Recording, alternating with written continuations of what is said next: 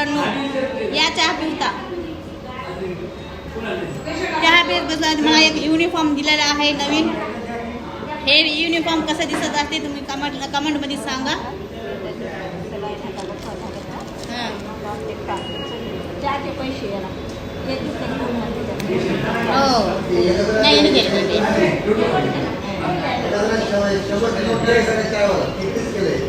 வாங்க டீ சாப்பிட்டா ஒரு புது யூனிஃபார்ம் எனக்கு கொடுத்துருக்காங்க.